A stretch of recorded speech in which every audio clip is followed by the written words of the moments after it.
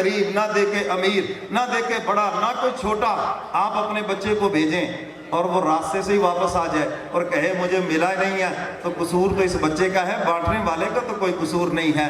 تو رمضان کی برکتوں سے اگر ہم نے فائدہ نہیں اٹھایا، اپنی بخشش نہیں کروائی، قصور ہمارا ہے۔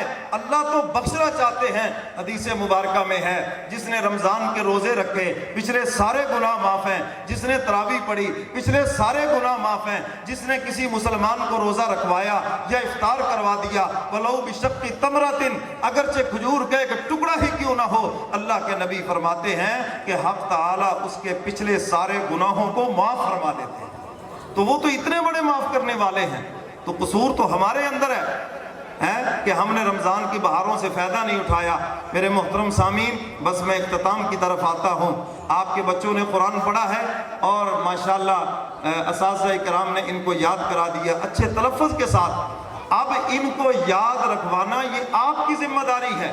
اب اساتذہ کی ذمہ داری پوری ہو گئی، اسکول والوں کی ذمہ داری پوری ہو گئی، اب آپ کی ذمہ داری ہے۔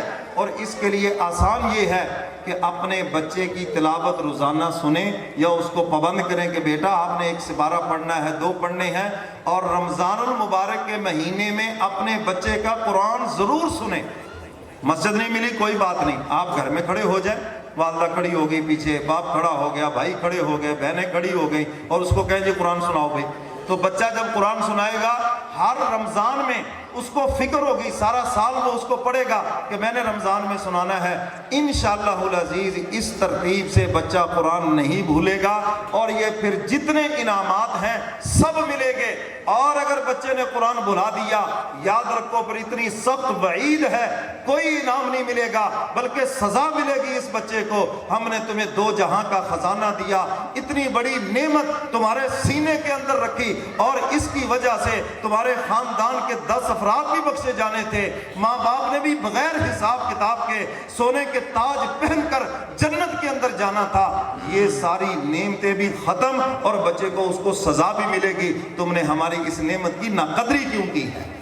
تو آج ہم نے اس تقریب کے اندر یہ سارے فضائل، یہ ساری باتیں سنی، تو یہ بات بھی میں نے آپ سے عرض کر دی ہے کہ اب ان بچوں کا قرآن یاد رکھنا یہ آپ کی ذمہ داری ہے۔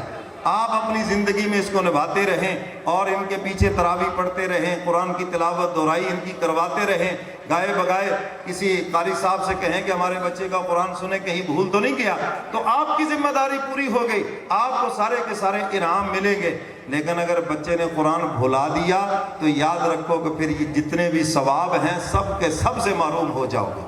اور قرآن کریم سورہ ملک حدیث مبارکہ کا مفہوم ہے، جو آدمی رات کو پڑھ لیتا ہے اور ایک معمول بنا لیتا ہے، عشاء کی نماز کے بعد مسجد میں پڑھے، گھر میں پڑھے، دیکھ کے پڑھے، زبانی پڑھے، ایک سورت کی یہ برکت ہے، حق تعالیٰ اس بندے کا عذاب قبر معاف فرما دیتے ہیں۔ اور حافظ قرآن بد عمل بھی ہو، یاد رکھنا، اگر اس کو قرآن یاد ہے، ہم نے اپنے اساتذہ سے سنا ہے، جس کو قرآن یاد ہے چاہے وہ کیسا انسان ہے، قرآن کی برکت سے اللہ اس کا بھی عذاب قبر معاف کر دیتے ہیں۔ تو اس لیے بھائی آپ سورہ ملک کی تلاوت کیا کریں، اور اپنے بچوں کو قرآن کا حافظ بنائیں، بچیوں کو قرآن کا حافظ بنائیں۔ یہ اولاد آپ کے لیے صدقہ جاریہ بنے گی، یہ اولاد آپ کی بخشش کا ذریعہ بنے گی۔ ہر اولاد ماں باپ کے لیے صدقہ جاریہ نہیں ہے، وہ اولاد صدقہ جاریہ ہے جن کو آپ قرآن پڑھائیں گے، جن کو 5 وقت کا نمازی بنائیں گے، جن کو آپ دیندار بنائیں گے، سچ بولنے کی عادت ڈالیں گے، جھوٹ سے نفرت ڈالیں گے، رزق حلال کا اہتمام کریں گے۔ جو اس لائن کے اوپر اولاد چلے گی اس کی اپنی بھی بخشش ہوگی، اور اپنے والدین کی بھی وہ بخشش کروائیں گے۔ تو میرے محترم سامعین، بس میں انہی الفاظ پہ اجازت چاہتا ہوں، اور اللہ سے دعا کرتا ہوں کہ حق تعالیٰ ان بچوں کے قرآن پڑھنے کو اپنی بارگاہ میں قبول فرمائے۔